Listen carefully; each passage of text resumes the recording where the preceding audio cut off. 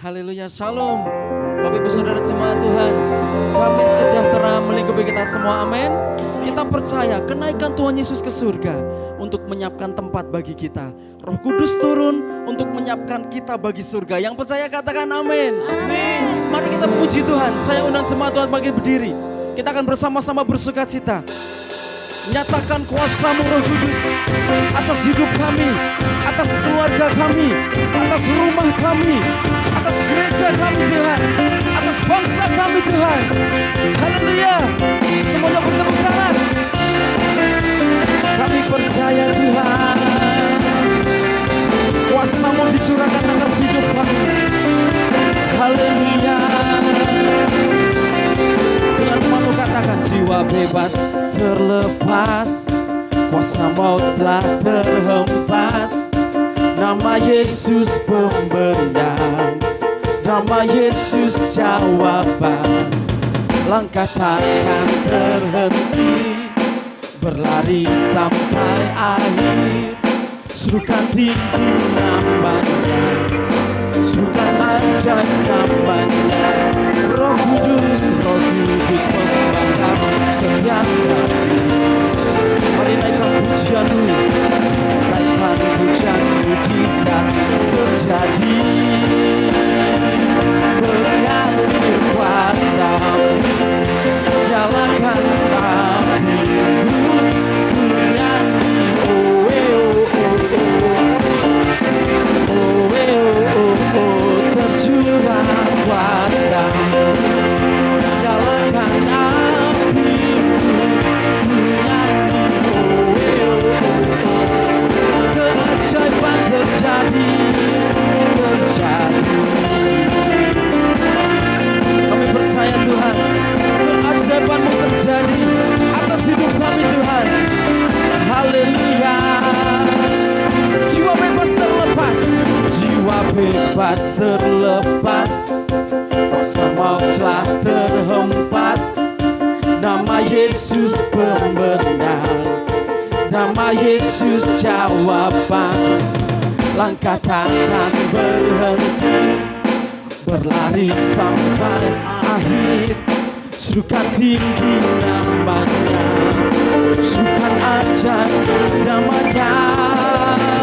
Roh Kudus membakar setiap hati. Naikkan pujian, mujizat terjadi. Dengan imanmu katakan, mengalir kuasa-Mu, nyalakan api-Mu, ku nyanyi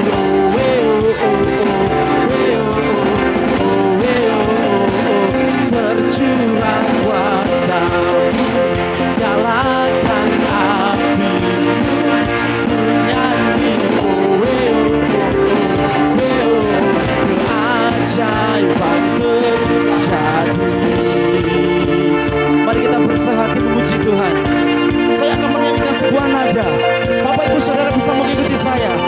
Siap dulu saudara? 1, 2, 3, go. Oh, oh, oh, oh, oh, oh.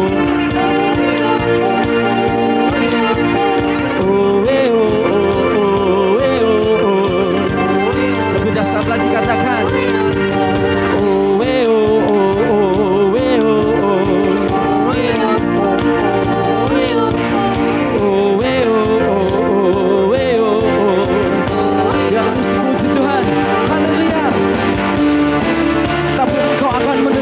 Ketika Roh Kudus turun atas engkau dan akan menjadi saksi Tuhan di atas seluruh bumi ini. Haleluya.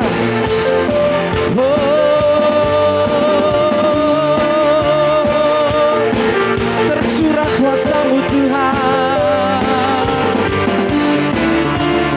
Mari Roh Kudus membakar setiap kami. Bersama katakan, Roh Kudus membakar setiap kami. Naikkan hujan, mujizat terjadi. Mengalir kuasa-Mu, mengalir kuasa-Mu, nyalakan api-Mu, ku nyanyi oh, oh, oh, oh.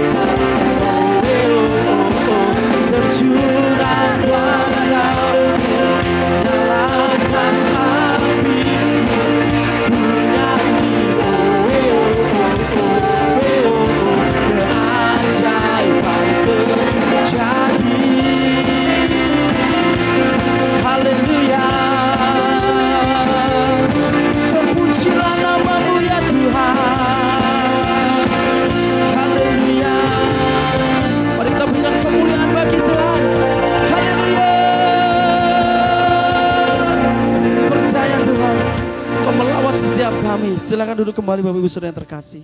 Mari kita siapkan hati kita. Kita percaya kehadiran Tuhan membawa kemenangan bagi setiap kita. Membawa pemulihan, membawa kesembuhan. Haleluya Tuhan, terima kasih Tuhan.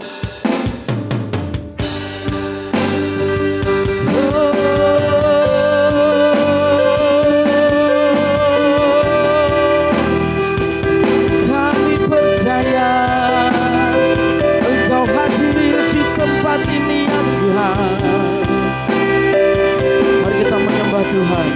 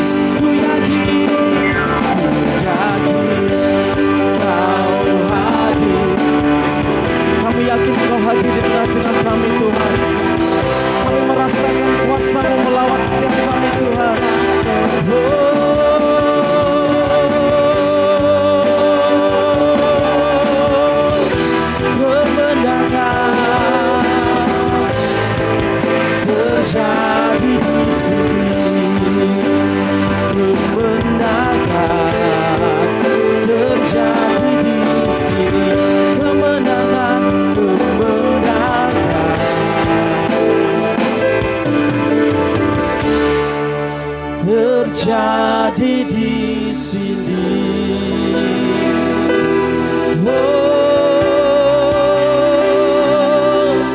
Kami percaya kemenangan menjadi bagian hidup kami.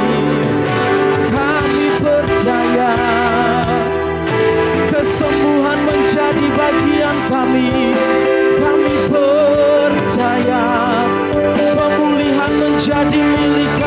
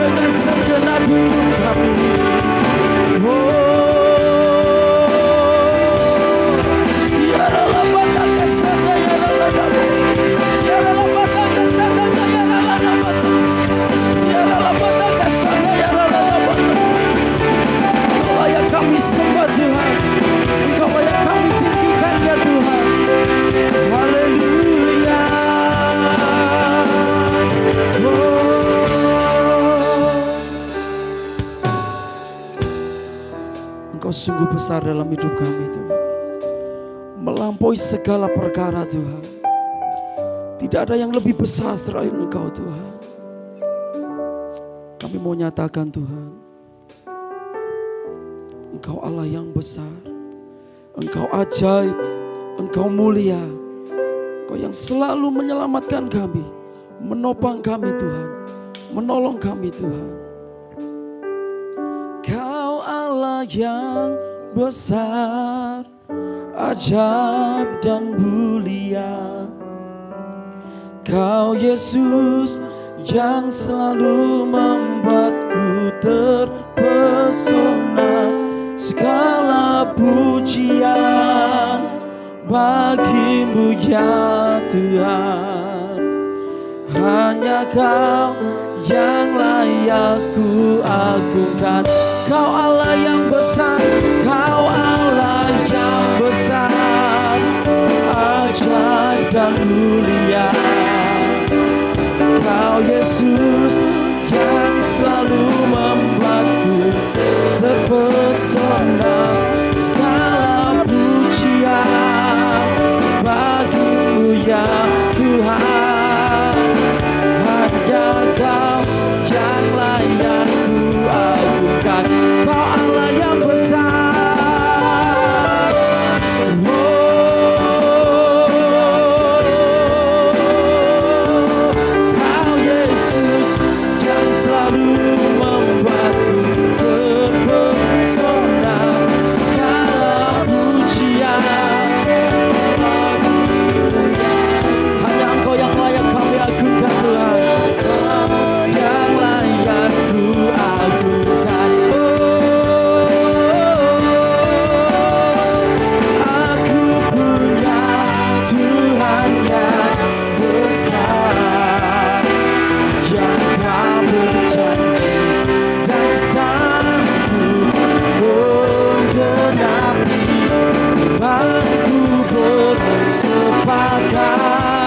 Percaya kuasanya, ku terima sekarang kemenangan darimu.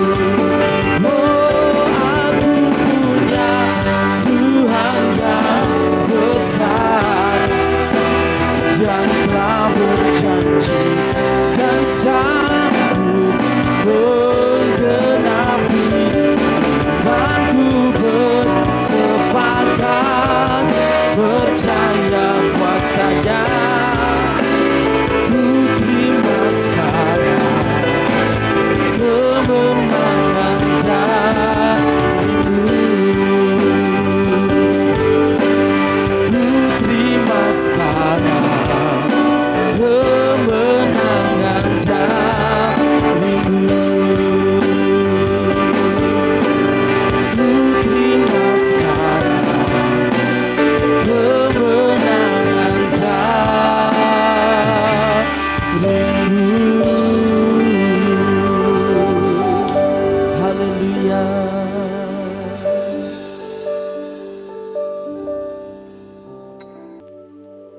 Shalom Bapak Ibu dan Saudara sekalian. Sekarang tiba waktunya kita akan sama-sama mendengarkan firman Tuhan. Mari kita yang di rumah, kita akan mempersiapkan seluruh hidup kita, seluruh pikiran kita, diri kita di hadapan Tuhan, dan kita akan memulainya dengan berdoa. Mari kita sama-sama tunduk kepala dan kita berdoa. Tuhan Yesus, terima kasih buat hari ini. Kami sungguh sangat bersyukur karena rahmat-Mu besar kepada kami. Di dalam ibadah kami saat ini kami ingin mendengar firman-Mu. Kami ingin mendengar suara-Mu buat kami. Kami percaya Tuhan, firman-Mu adalah kebenaran. Dan kebenaran itu memerdekakan setiap kami. Kami berdoa, datanglah kerajaan-Mu. Jadilah kehendak-Mu dalam hidup kami ini. Seperti dalam surga. Kami percaya ketika Engkau menuntun kami, maka hidup kami akan berjalan dalam berkat-Mu, dalam pertolongan-Mu, dalam kasih-Mu yang besar, sehingga kami akan baik keadaan kami dan diberkati. Mari Tuhan berfirman-Lah, mari Tuhan pimpinlah kami, sebab kami mau mendengarkan firman-Mu. Dalam nama Tuhan Yesus kami berdoa. Haleluya, sama-sama kita berkata, amin. Baik Bapak Ibu dan Saudara sekalian, saat ini kita akan belajar sama-sama firman Tuhan. Dan tema kita hari ini adalah pilihan di saat krisis. Pilihan di saat krisis. Kita akan membaca firman Tuhan. Bagi kita yang di rumah, mari kita siapkan Alkitab kita.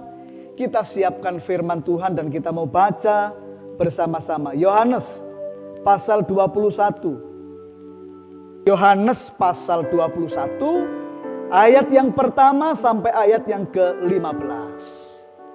Kita membaca sama-sama. Bapak Ibu yang di rumah, mari siapkan Alkitabnya, buka firman Tuhan dan kita membaca Alkitab bersama-sama. Simak baik-baik, ikuti pembacaan firman supaya kita mengerti maksud Tuhan lewat firman-Nya.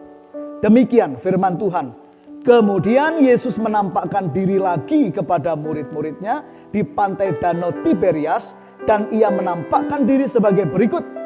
Di pantai itu berkumpul Simon Petrus, Thomas yang disebut Didimus, Nathanael dari Kana yang di Galilea, anak-anak Zebedeus dan 2 orang muridnya yang lain. Kata Simon Petrus kepada mereka, "Aku pergi menangkap ikan." Kata mereka kepadanya, "Kami pergi juga dengan engkau." Mereka berangkat lalu naik ke perahu. Tetapi malam itu mereka tidak menangkap apa-apa. Ketika hari mulai siang, Yesus berdiri di pantai. Akan tetapi murid-murid tidak tahu bahwa itu adalah Yesus. Kata Yesus kepada mereka, "Hai anak-anak, adakah kamu mempunyai lauk pauk?" Jawab mereka, "Tidak ada." Maka kata Yesus kepada mereka, "Tebarkanlah jalamu di sebelah kanan perahu, maka kamu akan peroleh." Lalu mereka menebarkannya dan mereka tidak dapat menariknya lagi karena banyaknya ikan. Maka murid yang dikasih Yesus itu berkata kepada Petrus, "Itu Tuhan." Ketika Petrus mendengar bahwa itu adalah Tuhan, maka ia mengenakan pakaiannya sebab ia tidak berpakaian, lalu terjun ke dalam danau. Murid-murid yang lain datang dengan perahu karena mereka tidak jauh dari darat, hanya kira-kira 200 hasta saja, dan mereka menghela jala yang penuh ikan itu. Ketika mereka tiba di darat, mereka melihat api arang dan di atasnya ikan dan roti. Kata Yesus kepada mereka, "Bawalah beberapa ikan yang baru kamu tangkap itu." Simon Petrus naik ke perahu lalu menghela jala itu ke darat penuh ikan-ikan besar. 153 ekor banyaknya, dan sungguh pun sebanyak itu jala itu tidak koyak. Kata Yesus kepada mereka, "Marilah dan sarapanlah." Tidak ada di antara murid-murid itu yang berani bertanya kepadanya, "Siapakah engkau?" Sebab mereka tahu bahwa ia adalah Tuhan. Yesus maju ke depan mengambil roti dan memberikannya kepada mereka, demikian juga ikan itu. Itulah ketiga kalinya Yesus menampakkan diri kepada murid-muridnya sesudah ia bangkit dari antara orang mati. Sesudah sarapan, Yesus berkata kepada Simon Petrus, "Simon anak Yohanes, apakah engkau mengasihi aku lebih daripada mereka ini?" Jawab Petrus kepadanya, "Benar Tuhan, engkau tahu bahwa aku mengasihi engkau." Kata Yesus kepadanya, "Gembalakanlah domba-dombaku."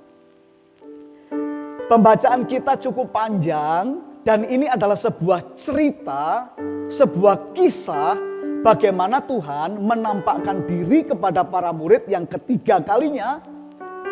Dan Tuhan memanggil kembali Simon Petrus dan mereka semua supaya mereka tidak fokus kembali kepada cara hidup lama mereka. Saya akan mengajak kita mengerti lebih detail bagaimana kita bisa membuat pilihan-pilihan yang tepat di saat krisis sedang kita hadapi bersama. Saudaraku yang kekasih, kematian Tuhan Yesus dalam penganiayaan dan penyaliban tidak langsung membuat murid-murid itu bisa paham dan mengerti. Bahkan sebagian besar mereka hancur hatinya. Semua harapan tentang kerajaan Tuhan Yesus musnah dari pikiran mereka. Mereka pikir Tuhan Yesus akan jadi raja di tengah-tengah umat Israel saat itu. Tetapi justru hidupnya Tuhan Yesus berakhir dalam penganiayaan sampai penyaliban. Itulah sebabnya kalau kita membaca banyak bagian Alkitab, setelah Yesus mati, sebelum Tuhan menyatakan berulang kali kebangkitannya, murid-murid takut. Dengan kata lain, sebenarnya ketika Tuhan Yesus mati, maka persekutuan pengikut Kristus, perkumpulan pengikut Tuhan Yesus, itu seperti seolah-olah bubar semua. Bisa nggak kita membayangkan hari-hari sebelumnya, sebelum Yesus disalib, banyak orang, ribuan orang mengikuti Yesus, mengidolakan Tuhan Yesus, ingin menjadikan dia raja. Tetapi tiba-tiba Yesus ditangkap, dianiaya, bahkan disalib. Harapan semua pengikut-pengikutnya kandas saat itu. Tidak terkecuali murid-murid Tuhan ini. Apa buktinya? Lihat apa yang dikatakan Petrus sebagai pemimpin dari teman-temannya. Petrus berpikir cerita tentang Tuhan Yesus telah selesai. Dan dia berkata kepada teman-temannya, aku akan menangkap ikan kembali. Bapak, Ibu, dan saudara sekalian, mereka mengalami krisis saat Yesus mati. Krisis segalanya, krisis harapan, krisis kepercayaan diri, krisis iman. Dan mereka semua akhirnya memilih yang salah hari itu.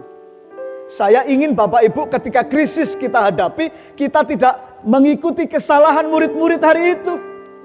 Bersyukur kita bisa melihat betapa kasih Tuhan atas mereka. Dan mereka semua dipulihkan. Mari kita perhatikan. Saudaraku, krisis yang dialami para murid membuat mereka kehilangan harapan. Dan juga bisa jadi ketika kita menghadapi krisis sekarang ini. Karena pandemi COVID-19, krisis penyakit jadi krisis ekonomi, akhirnya juga menjadi krisis politik. Dan krisis-krisis yang lain. Kita harus memperhatikan apa yang akan kita pilih saat kita menghadapi krisis. Saya mencatat ada 3 kebenaran. Apa yang harus kita perhatikan saat krisis kita hadapi. Yang pertama, saudaraku, krisis membuat kita lebih berpikir secara kedagingan. Saudara, engkau harus perhatikan apa yang engkau pilih saat krisis engkau hadapi. Saya harus memperhatikan saat krisis saya alami, apa pilihan saya. Tetapi pelajaran dari murid-murid ini sangat berharga. Lihat dari kisah ini. Krisis membuat orang lebih berpikir secara daging, secara manusiawi. Kembali kepada Yohanes pasal 21 ayat 2 dan 3. Kembali kita akan baca ulang supaya jadi mengerti. Di pantai itu berkumpul Simon Petrus, Thomas yang disebut Didimus, Nathanael dari Kana yang di Galilea, anak-anak Zebedeus dan 2 orang murid yang lain. Perhatikan. Yang kumpul itu para murid. Yang kumpul itu mereka adalah pelaku-pelaku mujizat. 3,5 tahun para murid mengikuti Tuhan Yesus dan melihat perkara besar. Tapi ketika krisis menimpa mereka, lihat krisis membuat mereka lebih berpikir secara kedagingan. Apa buktinya? Kata Simon Petrus kepada mereka, aku pergi menangkap ikan. Saudara, apa yang saya maksudkan di sini? Saudaraku, sekarang di tengah krisis, saya khawatir banyak orang yang beriman kepada Tuhan, anak-anak Tuhan, pelayan-pelayan Tuhan, bahkan hamba Tuhan seperti saya, bisa kehilangan fokus. Karena krisis melanda, kemudian jadi berpikir cenderung ke arah kedagingan. Bagaimana cara memenuhi kebutuhan kita? Bagaimana hari esok yang harus kita hadapi? Apa yang harus kita lakukan? Dan lama-lama orang bisa digiring hanya berpikir tentang makan, minum, pakai. Ibadah, saya takut kalau kualitasnya makin lama makin merosot. Karena apa? Krisis menekan keadaan setiap orang. Tapi hari ini saya ingin beritakan kepada saudara semua, engkau harus memperhatikan pilihan-pilihanmu saat krisis datang. Murid-murid, walaupun mereka saksi mata tentang Tuhan Yesus, mengikut Tuhan 3,5 tahun. Itu kalau sekolah sudah sarjana 3,5 tahun. Tapi mereka tiba-tiba berkata dengan kompak, kami kembali ke dunia lama. Kami fokus tentang apa yang kami makan, minum, pakai, cari ikan lagi. Bukankah Tuhan sudah berkata, kamu tidak akan cari ikan, Simon? Petrus, kamu gak akan cari ikan, kamu penjala manusia. Tetapi krisis membawa pikiran orang cenderung kepada kedagingan. Tuhan tidak ingin krisis ini membuat saudara berpikir lebih kedagingan. Bukan alasan untuk kita boleh semakin kedagingan. Tuhan ingin kita kuat dalam rohani kita. Jemaat di Galatia dikritik oleh Paulus. Mereka awalnya mengasihi Tuhan luar biasa. Tapi karena tekanan, karena keadaan, pikiran mereka menjadi kedagingan. Dan Paulus mengingatkan, kamu telah memulai dengan roh. Apakah kamu akan mengakhiri dengan daging? Saudaraku, firman ini bukan hanya untuk saudara, untuk saya. Semalam-malaman saya merenungkan ini. Saya terus berdoa kepada Tuhan, jangan menimpa saya. Krisis itu memaksa orang. Mau tidak mau pikiran kita mulai berputar bagaimana menghadapi apa yang kita perlu. Bagaimana menghadapi hari esok. Mau pekerjaan, mau keluarga kita, mau sekolah yang masih sekolah. Semua berpikir. Tetapi ingat, hati-hati ketika kita memutuskan sesuatu di tengah krisis. Murid-murid Tuhan hari itu, mereka digiring pikirannya jadi kedagingan. Dan mereka kembali menjala ikan di danau. Artinya apa? Artinya mereka kehilangan fokus terhadap rencana Tuhan. Krisis ini memang ada. Krisis ini memang kita hadapi. Tapi hari ini saya ingin kita sama-sama menyadari kita tetap harus fokus kepada rencana Tuhan. Karena itu yang terbaik. Itu yang dikehendaki Tuhan. Amin. Sekarang yang kedua, ini yang bisa kita belajar. Di tengah krisis, buah pikiran kita tidak memiliki jaminan bahwa itu pasti berhasil. Saya ulangi saudara supaya lebih mengerti. Di tengah krisis, ketika kita membuat keputusan dan pilihan, buah pikiran kita ini tidak ada jaminan bahwa itu pasti berhasil. Krisis memaksa orang berpikir. Krisis membuat kita memutar otak kita. Membuat kita harus berpikir. Tapi ingat, tidak semua buah pikiran kita yang itu disetujui atau diberkati oleh Tuhan. Ini buktinya. Pada waktu murid-murid mereka kembali menjala ikan, apa yang terjadi? Yohanes 21 ayat 3 bagian B. Ya, saya ulangi seluruh ayat ini. Kata Simon Petrus kepada mereka, aku pergi menangkap ikan. Ini pikiran kedagingan. Buah pikiran. Kemudian kata mereka kepadanya, kami pergi juga dengan engkau. Mereka berangkat lalu naik ke perahu. Tapi malam itu mereka tidak menangkap apa-apa. Saya mau tanya, Bapak Ibu dan saudara sekalian, bisa enggak Tuhan membuat mereka berhasil? Malam itu karena mereka sehati sepikir mau nangkap ikan. Tuhan memberkati mereka. Perahu mereka penuh dengan ikan. Bisa Tuhan buat? Bisa. Tapi Tuhan izinkan mereka gagal total. Tidak dapat ikan sama sekali. Apakah kalau mereka tidak dapat ikan berarti Tuhan tidak menyayangi mereka? Bukan. Karena itu bukan rencana Tuhan. Itu memang buah pikiran. Itu memang hikmat mereka, tapi pikiran dan hikmat mereka tidak sama dengan rencana Tuhan. Kalau itu terjadi atas murid-murid masa itu, bisa nggak terjadi di zaman kita? Saudara, kita dipanggil Tuhan, kita ditetapkan oleh Tuhan. Tuhan punya rencana buat kita. Kemudian krisis datang. Apakah ini alasan untuk kita boleh berpikir lebih kedagingan? Dan ketika kita memakai kecerdasan otak kita, pikiran kita, dan kemudian Tuhan harus selalu setuju? Belum tentu. Belum tentu. Saudara harus mengerti. Walaupun krisis datang, bukan berarti kalau engkau memutuskan sesuatu dan Tuhan izinkan gagal, Tuhan gak sayang. Belum tentu, bukan itu. Tetapi yang penting adalah apakah buah pikiran kita ini sesuai dengan rencana Tuhan. Banyak orang di tengah krisis banting setir. Usaha. Ada yang awalnya kerja di batu bara, batu baranya tutup. Sekarang jualan online. Ada yang usaha ini itu dulunya bekerja di perusahaan dan sebagainya, harus banting setir dan sebagainya. Boleh-boleh saja kita memakai pikiran kita.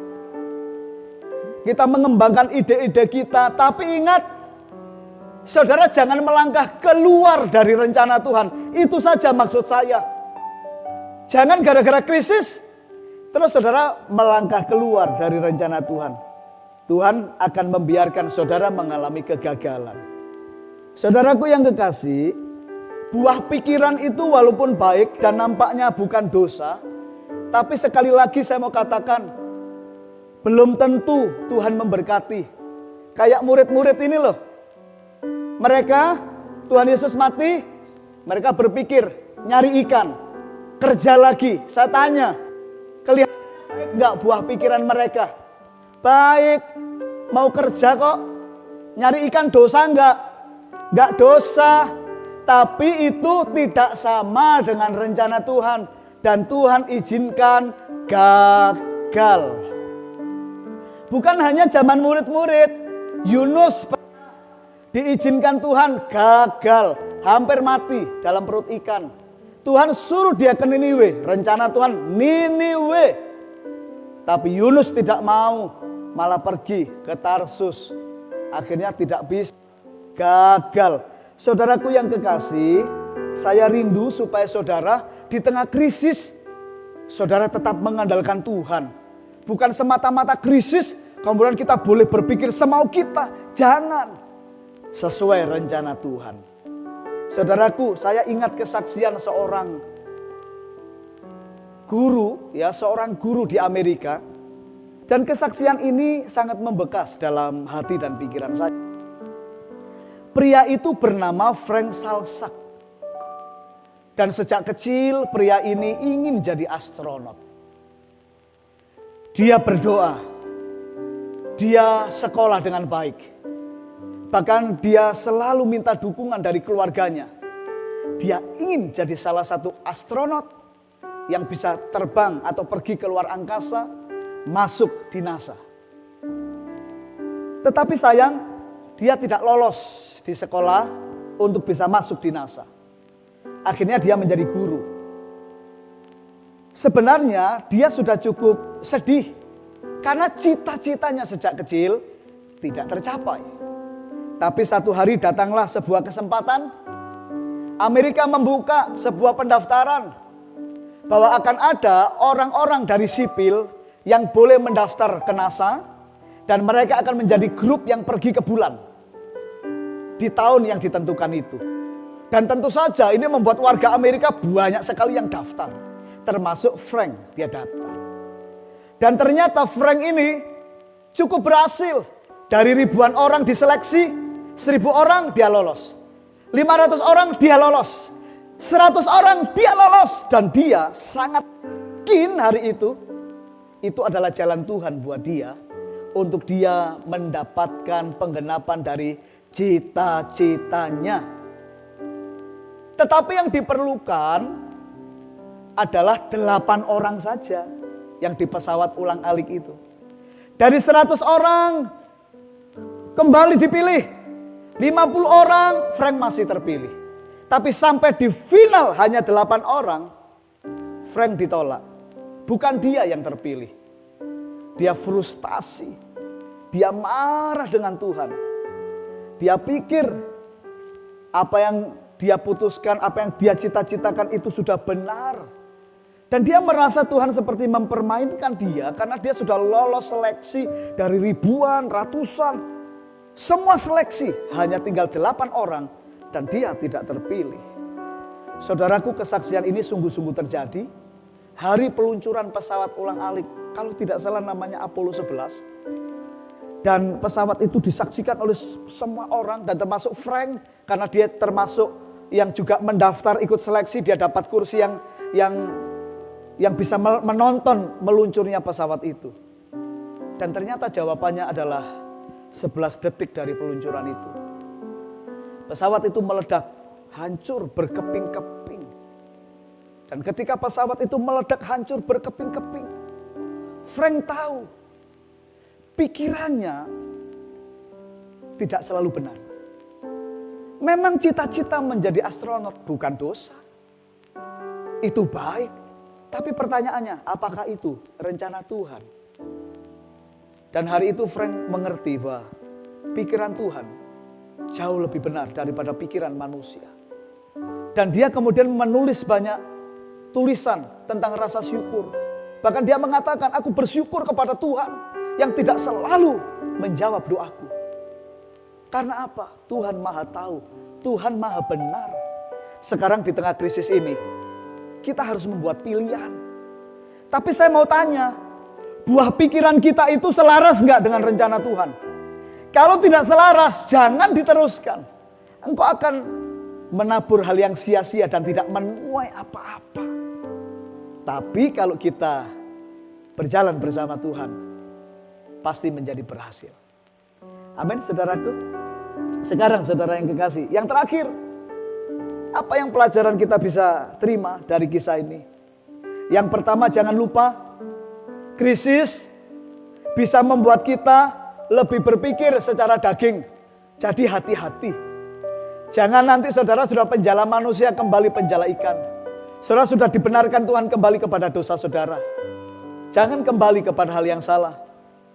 Jangan pergi kepada hal yang salah. Kedua, di tengah krisis, buah-buah pikiran kita tidak punya jaminan bahwa kita pasti berhasil. Belum tentu.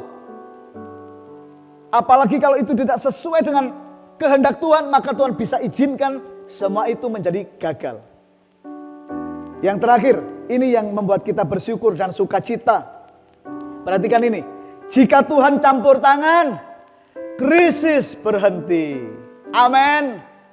Jika Tuhan campur tangan, krisis berhenti. Yohanes 21 ayat 5 dan 6. Ayat yang akan meneguhkan kita. Mari kita baca sekali lagi.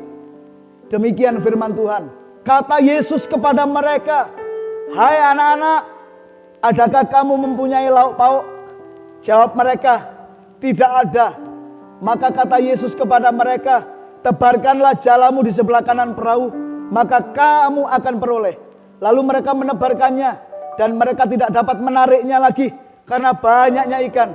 Apa krisis mereka hari itu? Mereka nggak punya makanan. Mereka gagal bekerja, tidak ada hasil. Tapi ketika Tuhan campur tangan, krisisnya selesai. Saya mau tanya Bapak Ibu dan saudara semua, kalau Tuhan suruh mereka tebarkan jalamu di kanan, emangnya sebelum Tuhan suruh mereka nggak menebarkan jala? Sudah sepanjang malam mereka menebar jala, mungkin kanan kiri kanan kiri kanan kiri, nggak ada ikan. Tanpa campur tangan Tuhan, nol. Gak ada berkat. Tapi karena Tuhan yang suruh, tebarkan di kanan. Mereka menebarkan penuh ikan. Jadi, kalau Tuhan campur tangan, krisis selesai. Karena kalau Tuhan memerintahkan kita sesuatu, Dia sudah menyediakan yang kita perlu. Dia sudah siapkan, Dia sudah suruh utusannya, supaya kita terpelihara dan selesai persoalan kita. Saya mau tanya, saudara mau milih hidup dengan buah pikiranmu atau pikiran Tuhan? Hasilnya akan berbeda. Apakah saudara bisa mengerti maksud saya dalam pesan firman Tuhan ini? Saudara, dengan kekuatan kecerdasan pikiran kita atau pikiran Tuhan. Tapi firman Tuhan mengajari kita, kalau kita menerima campur tangan Tuhan, krisisnya berhenti. Sebab Tuhan tahu kebutuhan kita, sebab Tuhan sanggup memelihara kita. Amin. Dia sanggup. Bahkan Tuhan juga sanggup menuntun kita supaya tetap fokus dalam panggilan. Ini yang penting. Saya tutup firman Tuhan dengan panggilan kepada Simon Petrus. Lihat, Tuhan tidak cuma menyelesaikan krisisnya mereka, tapi Tuhan panggil kembali Simon Petrus. Tuhan berkata, Simon anak Yohanes, apakah engkau mengasihi aku? Karena panggilan hidup Petrus yang paling penting adalah melakukan perintah Tuhan, mengasihi Tuhan Yesus dengan segenap hati. Bukan cuma menyediakan sarapan, tapi dibawa fokus lagi ke panggilan. Bukankah kita memerlukan Tuhan yang seperti ini? Krisis membuat kita pikirannya salah. Krisis membuat kita mengandalkan pikiran dan ternyata gagal. Tapi ketika kita rendah hati, minta campur tangan Tuhan, kemudian Dia selesaikan krisis kita. Bukan hanya itu, Dia tuntun kembali jalan kita. Kita mengasihi Tuhan dengan hidup kita. Amin, saudara. Pilihan di saat krisis. Saudara harus memilih yang benar. Jaga hati, jaga pikiran. Sebab kehidupan yang paling terjamin adalah perjalanan dalam kehendak Tuhan. Kalau kita berjalan dengan Tuhan di tengah krisis, Dia sanggup memelihara dan melindungi kita. COVID-19 sekarang, walaupun ini berkecamuk secara luar biasa, virusnya gampang menular, ya. Siapa yang imun tubuhnya turun bisa tertular, ya. Penularannya multi, banyak cara, iya. Tapi saya mau tanya, walaupun seperti itu kenyataannya, bisa nggak Tuhan menetapkan, melindungi kita, dan kita tetap tidak kena? Bisa. Bisa. Dia Tuhan. Kedua, bisa nggak di tengah krisis, Dia tetap memelihara kita? Bisa. Yang ketiga pertanyaannya, bisa nggak Tuhan dalam sekejap dihapus virus ini dari muka bumi? Bisa. Berjalan dengan Tuhan itu yang penting Bapak Ibu Saudara sekalian. Dan itu membuat kita selamat, membuat kita berkat. Hari ini saya minta perhatikan cara-cara engkau memilih dalam hidup ini. Supaya engkau baik dan selamat keadaanmu. Hindari pikiran kedagingan. Bukan alasan untuk membenarkan diri kita menjadi kedagingan gara-gara krisis menimpa kita. Saudara, perhatikan juga buah pikiran kita tidak selalu berhasil. Gak ada jaminan. Dan yang ketiga, kalau Tuhan campur tangan, krisis pasti berhenti. Mari kita berdoa, semuanya datang pada Tuhan. Semuanya rendah hati, semua punya iman kepada Tuhan. Saya undang pemain musik, singer, menolong saya. Kita akan sama-sama datang kepada Tuhan. Yang di rumah, mari kita datang pada Tuhan. Kita punya Tuhan yang perkasa. Kita punya Tuhan yang hebat. Kita punya Tuhan yang bisa diandalkan. Kita punya Tuhan yang sangat mengasihi kita. Ku tak akan menyerah. Haleluya. Dalam segala perkara Tuhan punya rencana. Tuhan punya rencana yang lebih besar, yang lebih besar dari amin. Semua yang terpikirkan. Amin.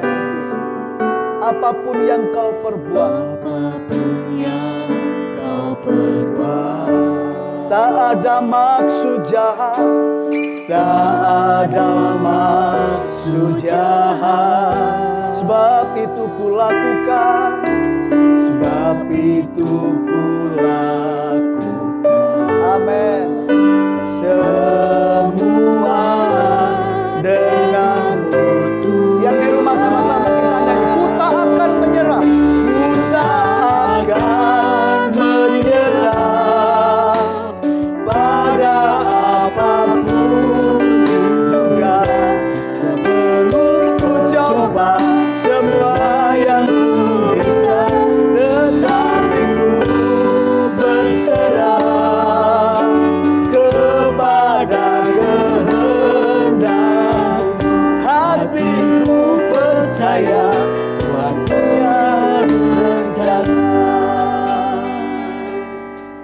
Kita sudah dengar firman Tuhan sama-sama.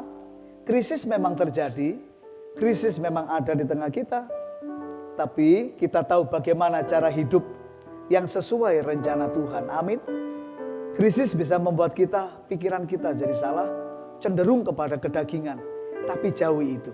Krisis kadang membuat kita berpikir keras dan kita pikir dengan pikiran yang cerdas, kita pasti berhasil. Jawabannya belum tentu. Bahkan kalau itu berseberangan tidak sama dengan rencana Tuhan, malah pasti gagal. Yang terakhir, kalau Tuhan yang campur tangan, krisis pasti berhenti. Sekarang siapa yang mau hidupnya itu berjalan bersama Tuhan, berjalan di tengah krisis, dan kita tahu krisis bisa dilewati dengan berhasil. Saudara, angkatlah tangan yang merindukan jamahan Tuhan, lawatan Tuhan. Ku tak akan menyerah pada apapun juga, sebelum ku coba semua yang ku bisa, tetapi ku berserah kepada kehendak. Hatiku percaya Tuhan punya rencana. Hatiku percaya, hatiku percaya Tuhan punya rencana. Hatiku percaya, hatiku percaya Tuhan punya rencana. Amin. Amin. Saya berdoa supaya saudara lewat firman Tuhan ini, saudara dikuatkan oleh Tuhan. Mari sekarang kita persiapan untuk perjamuan kudus. Karena perjamuan kudus itu adalah persekutuan dengan Tuhan Yesus. Semua akan mempersiapkan roti dan anggurnya seperti biasa. Dan kita masuk dalam doa perjamuan kudus. Saya undang semua kita akan mengangkat roti sama-sama. Kita akan berdoa kepada Tuhan. Semua ikuti saya berdoa.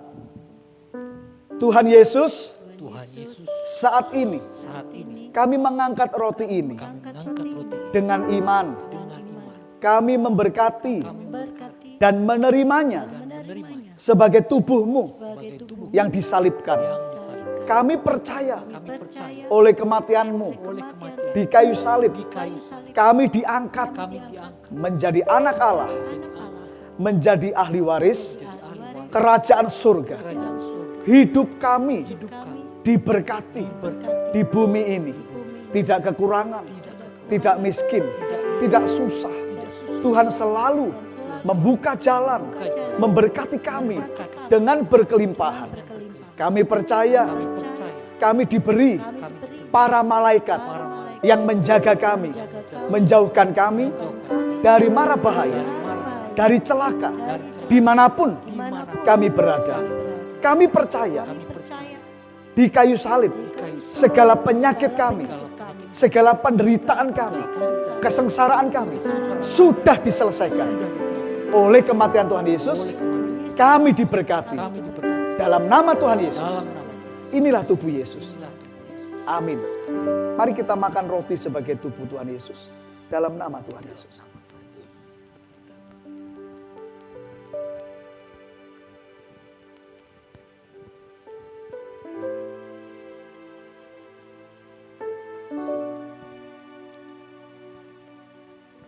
Ucapan syukur sejenak kepada Tuhan. Tuhan, terima kasih. Kami ada sebagaimana kami ada semata-mata karena kasih kemurahan-Mu. Kami tahu Tuhan bahwa sesungguhnya kami tidak layak di hadapan-Mu. Kami bahkan mengakui banyak orang yang lebih baik, lebih suci dari kami. Tetapi Engkau telah mengasihi kami. Dan oleh penebusan-Mu kami sudah selamat. Bagaimana kami tidak bersyukur kepada-Mu. Terima kasih Tuhan, terima kasih. Bapak Ibu Saudara sekalian, mari kita sekarang mengangkat anggurnya. Kita kembali berdoa sama-sama, ikuti saya berdoa.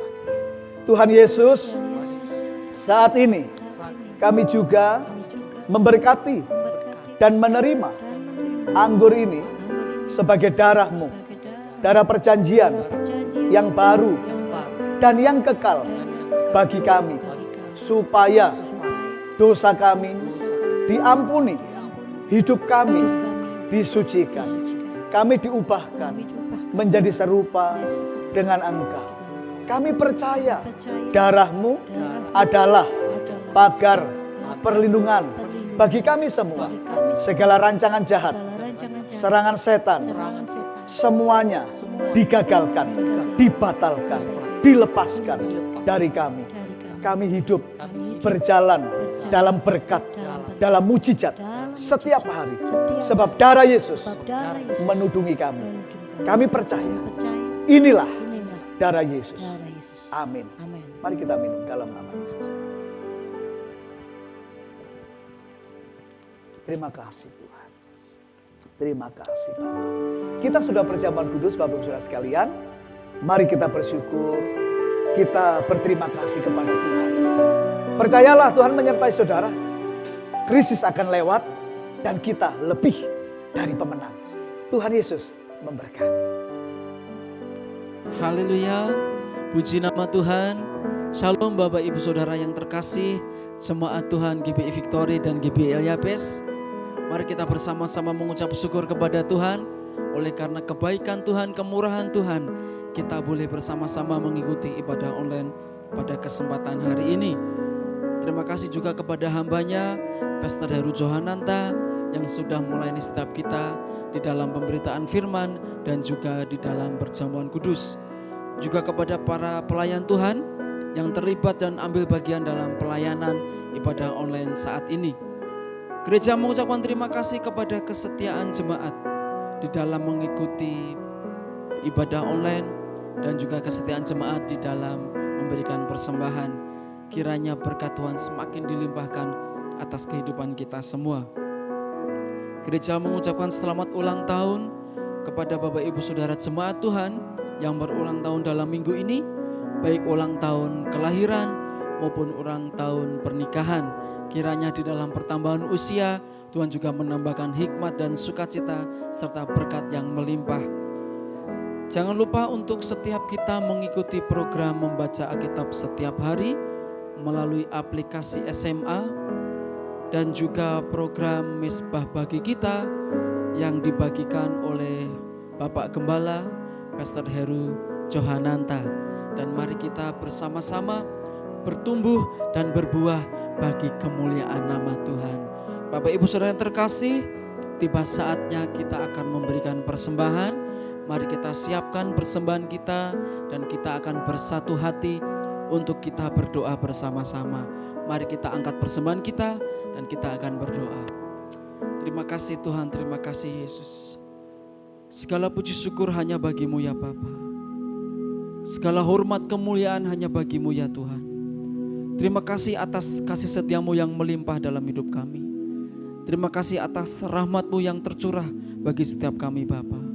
Tuhan, dalam penghujung ibadah kami ini Tuhan, kami bersama-sama bersatu hati dan mengangkat persembahan bagi-Mu Tuhan. Kami berdoa Tuhan Yesus, kami tahu Tuhan, apa yang kami berikan ini Tuhan tidak sebanding dengan kasih setia-Mu yang besar dalam hidup kami. Tapi ini sebagai bentuk ucapan syukur kami Bapa, dan kami belajar memberikan yang terbaik bagi Engkau ya Tuhan. Tuhan, seperti firman-Mu berkata, siapa banyak memberi berkat akan diberi kelimpahan. Maka ketika kami memberikan persembahan, Engkau akan melimpahkan berkat dalam kehidupan kami, dalam keluarga kami, dalam pekerjaan dan usaha kami, dalam gereja kami Bapa. Kami berdoa hanya di dalam nama Tuhan Yesus. Haleluya, amin. Terima kasih, Tuhan Yesus memberkati. Bapak Ibu, ibadah kita sudah selesai dan mari kita akan menerima doa berkat bersama-sama. Yang di rumah saya undang berdiri sekali lagi. Mari kita angkat hati dan iman kita kepada Tuhan. Terimalah berkat Tuhan. Saudaraku yang kekasih, terimalah kasih dari Bapa kita, karunia dan anugerah dari Tuhan kita Yesus Kristus, dan persekutuan dalam Roh Kudus yang memberi kita kuat kuasa dan hikmat. Biarlah terjadi demikian, saudara, engkau diberkati berlimpah-limpah, diperluas daerahmu. Tangan Tuhan menyertai engkau sehingga engkau berhasil, dan Tuhan meluputkan dari engkau segala malapetaka sehingga kesakitan tidak menimpa engkau. semua ini menjadi tanda mujizat sampai anak cucumu untuk selamanya. Maranatha, Tuhan datang, kita semua terangkat ke surga. Dalam keadaan penuh iman tanpa cacat celah, dalam sukacita yang tiada taranya. Di dalam nama Tuhan Yesus, setiap yang percaya dan diberkati sama-sama kita berkata, amin. Tepuk tangan sama-sama. Haleluya. Terima kasih Yesus. Terima kasih Yesus.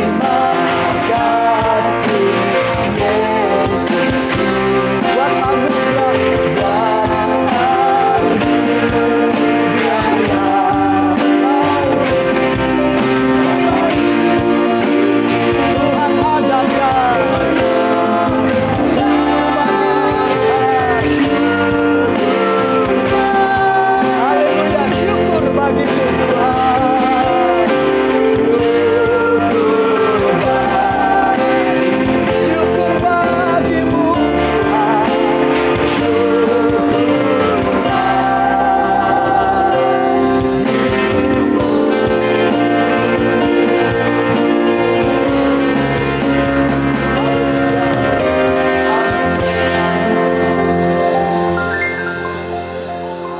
Tuhan memberkati.